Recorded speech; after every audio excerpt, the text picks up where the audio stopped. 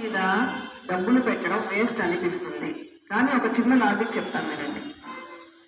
Uniform లో వాళ్ళు June నుంచి ఏప్రిల్ ఎండింగ్ దాకా సేమ్ యూనిఫామ్, 2 యూనిఫామ్స్ ఉంటాయి. అదే ఉతుకుతారు, ఎవ్రీడే ఆల్టర్నేట్ డేస్ మారుస్తూ ఉంటారు. మీరు మంచి బట్టలు, ఫ్యాన్సీ డ్రెస్సెస్, ఫెస్టివల్ డ్రెస్సెస్ అవన్నీ కొంటారు. అది ఎన్నిసార్లు వస్తుందో ఛాన్స్ ఒకసారి చూడండి.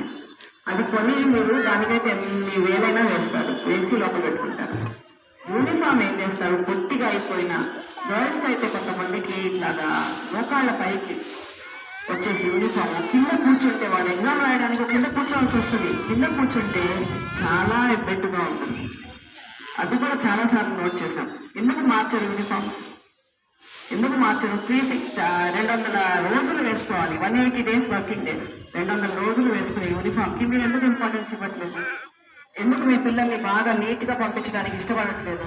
ఆ డబ్బులన్నీ ఎందుకు ఫ్యాన్సీ డ్రెస్సెస్ మీద, ఫెస్టివల్ డ్రెస్సెస్ మీద వేస్తున్నారు?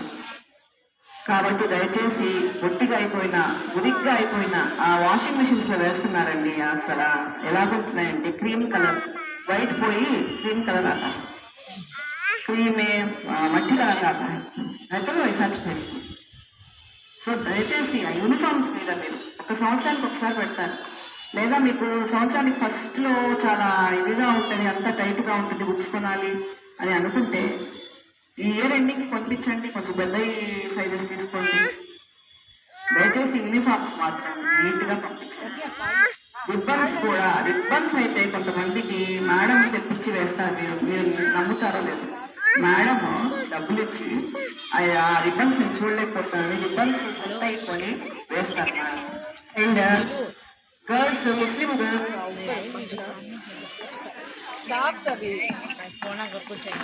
मखना बनने को आते ना, प्लीज वो next year navy blue colour चमकिया के स्टोन्स के डालने को आ जाते.